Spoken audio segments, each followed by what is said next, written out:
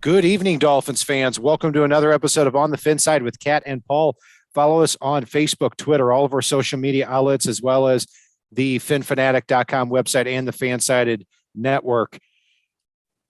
I'm Brian Cat NFL. Paul is fanatic_pick, and it is a really good emergency episode, especially from this side of the podcast. I mean, the Dolphins come away with Saints three-time Pro Bowl left tackle Terron Armstead. And this was a player that was regarded by just about every media outlet, ESPN, NFL.com, PFF, as a top 3 free agent heading into this class. We've had a lot of discussions about him, Paul, in this show. And I mean, when you take a look at the Dolphins offensive tackle play over the last couple of years, Jesse Davis, Austin Jackson, Liam Eichenberg, Julian Davenport, Jamarcus Webb, the Dolphins land a 3-time Pro Bowler, and they do it at a shockingly reasonable price. Yeah, this price that they landed him at alleviates my concerns because the performance I expect from him is going to far exceed the value of the contract, even if he misses a few games. And this contract gives you the opportunity to supplement in a way that you don't have as many tough decisions to make at, an average of $15 million a year. I'm assuming that some of his incentives aren't reachable if he does end up injured, which keeps it in that area as opposed to going up to as high as 17.5 million, which is criminally low. I mean, it's you and I had a quick conversation off the air. There are so many linemen as far as average value per year for their contract that are making more than he is. I mean, I won't run down every single name, but suffice to say there's 3 guys that you could assign Morgan Moses to go with Terron Armstead and still be paying less than anybody is paying out there for Trent Williams, David Bakhtiari, or even Laramie Tunsil.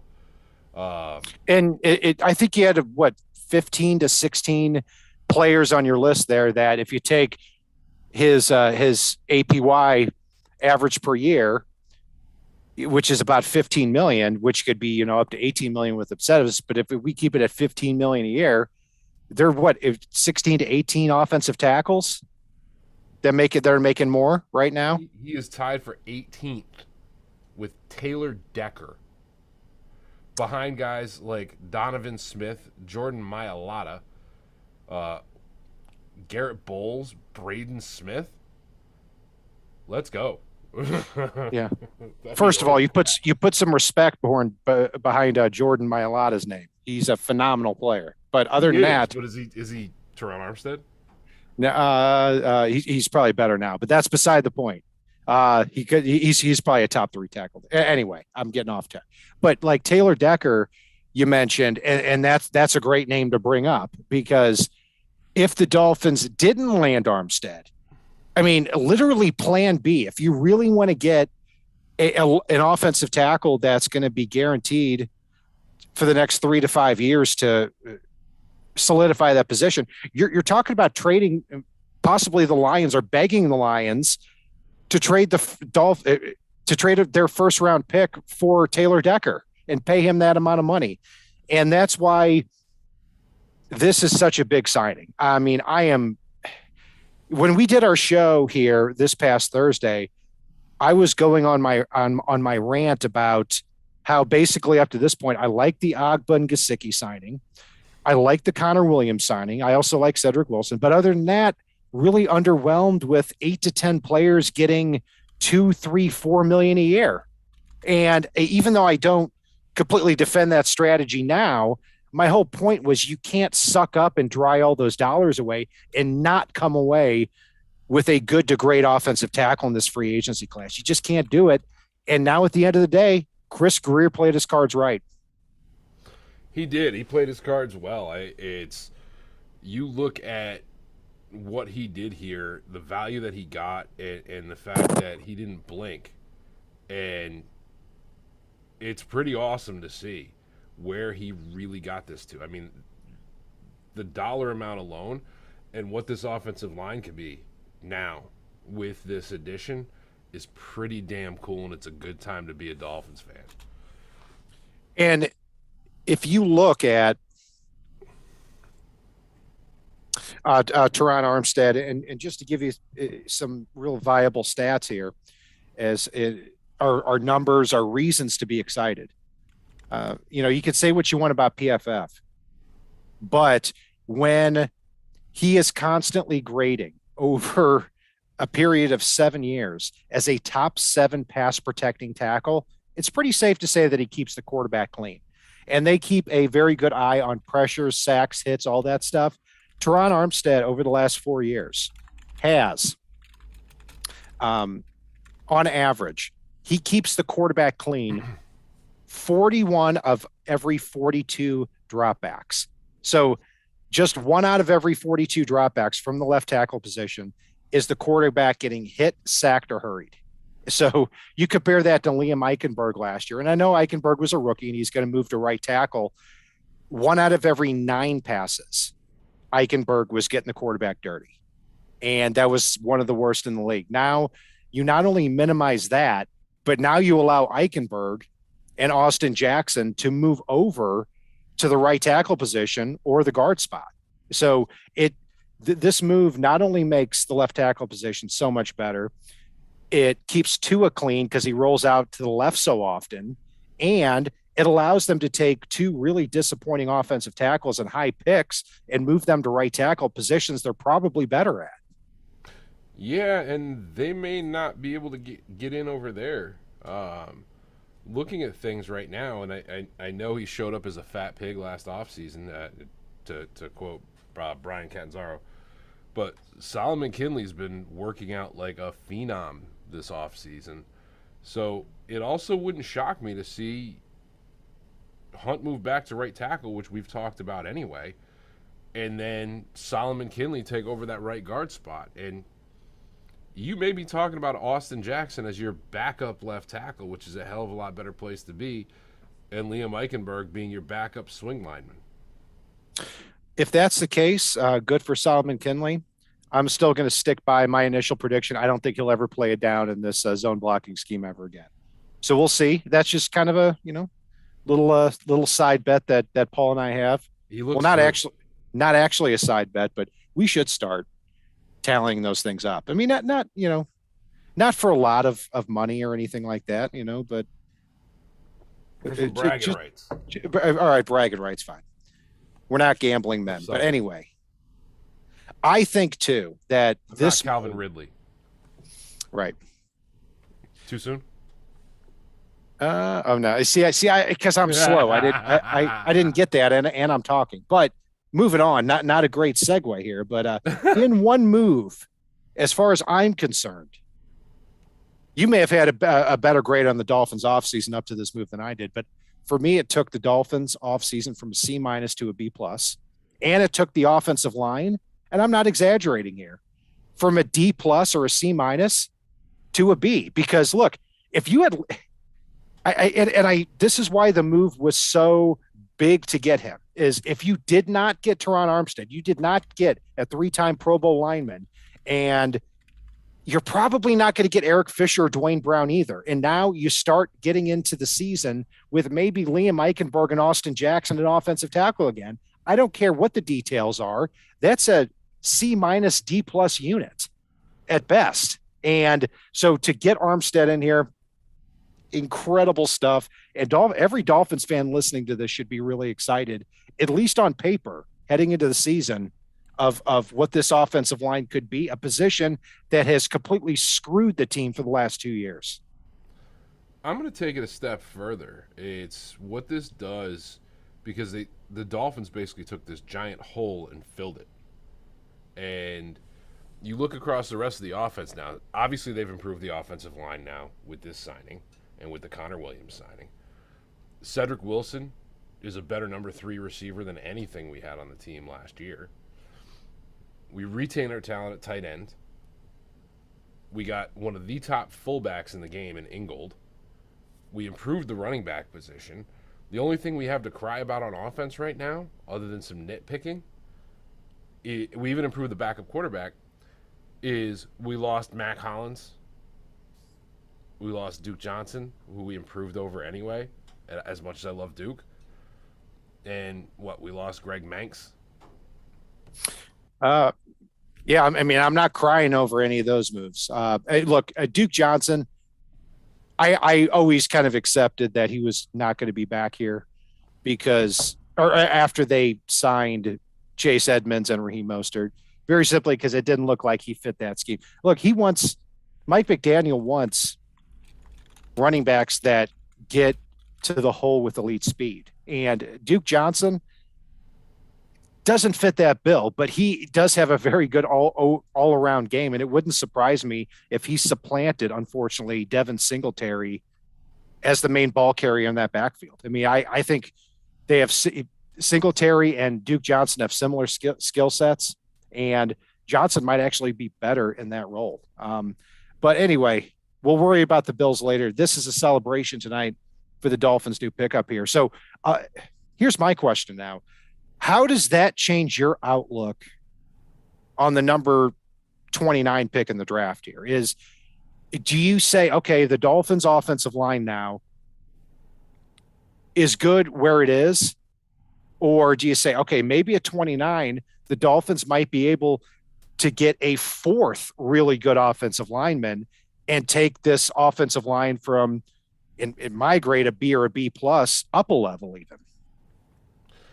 So I look at it differently than that. I think they could use the 29th pick to possibly elevate the offensive line.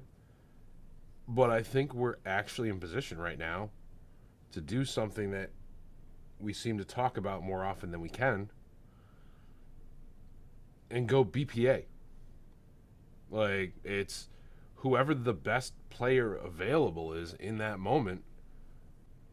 I honestly think we can do that because our top few wide receivers are good. So unless like a Traylon Burks or a Jamison Williams falls, one of those type of guys and a handful of others, we're in good shape. Unless the right offensive lineman falls that Applebaum's pounding the table for, we're in good shape. Definitely don't need a tight end. We could use a running back, but we don't have to spend a high pick for one. Linebacker's the one spot where I can see wanting to do something high, whether that's, I know I've got a man crush on Muma, but there's, Nakobe Dean, Devin Lloyd that probably won't fall to that pick. Nakobe Dean definitely has more chances than Devin Lloyd. But then you got guys like Quay Walker, Christian Harris, a number of folks. So I do expect a linebacker pick in the top 3 rounds. Corner, whenever, if the right guy's there. Safety, ooh, we look good there too. Hell, nickelback, we got Needham back. Like, it's hell, we can use a 4th rounder on a rise at this point. Yeah, I mean, best player available is exactly right now. It's not to say that the team can't improve. I mean, I'm not comfortable with Liam Eichenberg or Austin Jackson still at right tackle. But, you also have Robert Hunt as a break glass in case of emergency, move from right guard to right tackle, if he's not being even considered for right tackle right now, which he might be. So, yeah, I mean, there's not a position I point to and say that, man, oh man, the Dolphins absolutely have to get this position. Like I was saying, 6 hours ago before they signed Terron Armstead. What's that? Punter. Punter. Who cares about punter? Actually, Brian Anger was re-signed by the Cowboys here a few hours ago. So they couldn't get into those sweepstakes while trying to negotiate this. And also 80-yard booming cannon leg, man. And Chris Greer was at Texas A&M's Pro Day today. So he knew the deal was done. And not a surprise. People were making a big deal about the video of Greer and, Greer being at Texas A&M's Pro Day and Terron Armstead being somewhere in Texas 3 hours away. And who knows? He probably just wanted to be there. Who knows? So the other thing they were making a big deal about too, and this is time for a quick old Uncle Paul lesson on how front offices work. So people were making a big deal about the fact that Chris Greer was at Texas A&M today, even while Terron Armstead was supposedly still in Miami. And if he was, so what? The general manager on 99% of teams out there over the past 15, 20 years at this point is barely a part of the big whale free agency visit, other than to shake his hand, introduce himself, and hey buddy, welcome down here, hope you enjoy yourself. And then the general manager typically pisses off, and there's a handler that takes that player and brings him to meet with coaches, wines and dines him, takes him to some meetings with folks, some of the ex-players, takes him to his physical, takes him out on the town, chauffeurs him around. Meanwhile, the GM's job, while a player like that, like a Terron Armstead, is visiting, is to occasionally check in over the phone with his agent and say, hey, how do these numbers look for you? No? What are you thinking? Let us get back to you. And then come back with the couple million more or the signing bonus if it works out. Make sure that the physical checks out. Make sure all those little things check out so the player, coaches, other players, etc., don't have to talk or think money other than Armstead maybe calling his agent and going, dude, make it happen. Or his agent calling saying, hey, how's it going? Here's what we've come to. You good with it? Awesome. That's it. The GM doesn't have to be physically there. The GM can, and I put this point out today, Chris Greer could have gone on a flight with SpaceX so long as he had phone service from the flight in orbit back to Earth and done his job as far as this goes. And based on the results today, Chris Greer can be anywhere he wants to because he did what he should have done today. I hope he got ice cream while he was at A&M. Yeah, and I think you put it best when you said it's not like Chris Greer and Terron Armstead in a room together wrestling over a pen. Yeah. Like make him sign before he leaves. Put him in a half. Shoot the half. Like no, that's not how it works, man. Right, exactly. I mean, so it's yeah. I mean, I'm excited. I really don't have a whole lot left just to tell our fans here. Thank you for joining us here, and Dolphins fans for joining us here tonight about Terron Armstead. And, we should be excited because they have Pro Bowl talent now at the offensive tackle spot. It needs to be pointed out, too, that there are injury concerns. I mean, he tore his ACL here halfway through the season. And this past season, he had surgery in January, should be on track to start the season. And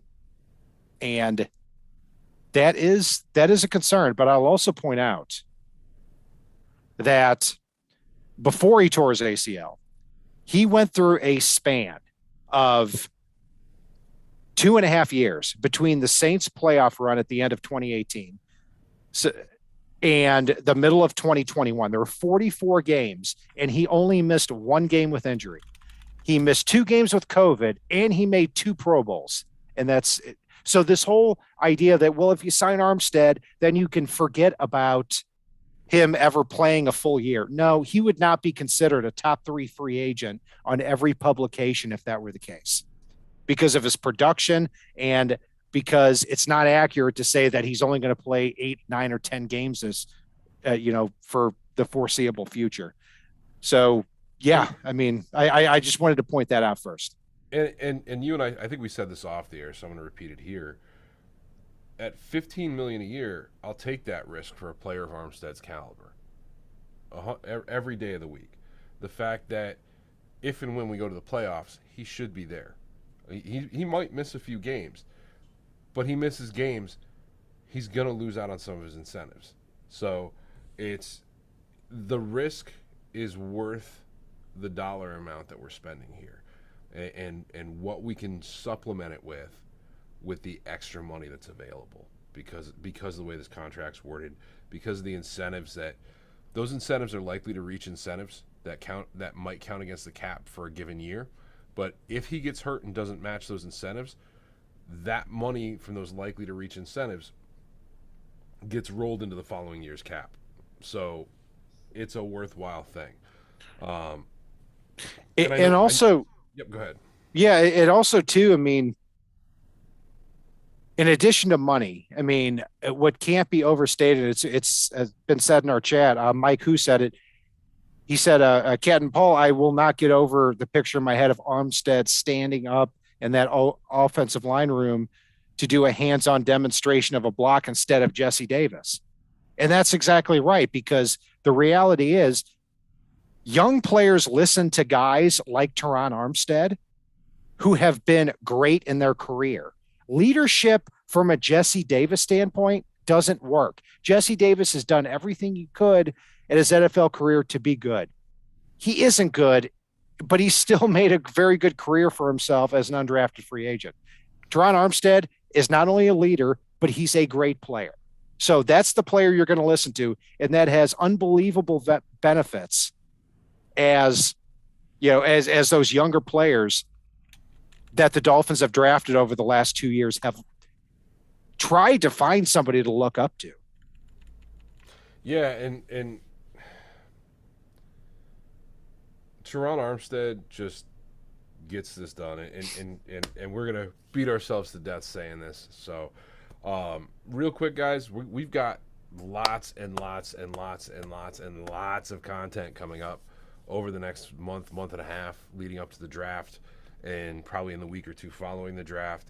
We've got our positional previews coming up. We're really hitting our stride with the offseason. If you get a chance, go check us out on the Fins tailgate the other night. We put the link up on all our social media. That was a great time we had with the guys over there. But make sure you make sure you subscribe. If you're listening to us on iTunes, throw us a review out there. Those are all things that are free but help us out. And we're not the type of people that are going to be begging you guys for anything. But I just wanted to put that out there. We really appreciate you guys. This is going to be a fun season this year. This is truly going to be a fun season this year. I'm super excited. And, Kat, I know I'm speaking for you, but I know you're actually excited because we got Jolly Cat tonight instead of Angry Cat. Oh, absolutely. I'm pumped. It's a good I am pumped. Cheers. And, but seriously, and in fact, I'm so excited, Paul, that this Saturday we're going to do a one-round dueling mock draft. One round, me versus you. Yes, let's go. For the entire NFL. 7:30 a.m. Central Time. Catch the replay if you can't see it live. And then from that point, we're going to start rolling into our positional breakdowns, and they're going to come fast and furious.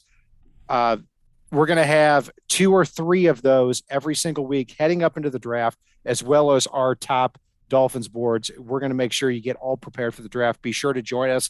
And that's going to do it for our breakdown. Fullback episode. Yeah. No, we're not. No. It's necessary. It's a key component. Done. We're not going to talk about 3 guys for half an hour. Key component. Mike McDaniel's offense. Fullbacks. Let's go. Maybe. You know what? If you nail me down for a date and time now, then I might agree. It might be 10 minutes, but it's worth it because it's important. It's worth it to you. It's not worth it to me. It's value for me. You got 2 fullbacks on the roster, and in my opinion, one of them should be cut already. You could squeeze. We have 3 fullbacks on the roster. We got Christian Wilkins, baby. Yeah, that's true. In fact, you could put anybody fullback. And we got tailback Robert Hunt on the roster. Who's that guy? Still. Who's that guy? Darius Hodge, signed from last year. He's like 260 pounds. I'd put him at fullback. Doesn't take any talent to play fullback. So I want Robert put Hunt him back there. Passes out of the backfield. No, I'm actually happy the Dolphins signed Alec Ingold, because if you're going to sign a fullback, sign one of the best, and he is one of the best. So I will say that. And thank you all for joining us here tonight. I'm Brian Cat NFL on Twitter. Paul is fanatic_pick. Follow us on Facebook, Twitter, all of our social media outlets, as well as the Fansided Network and FinFanatic.com. And if it's not on the right side and it's not on the left side, it is on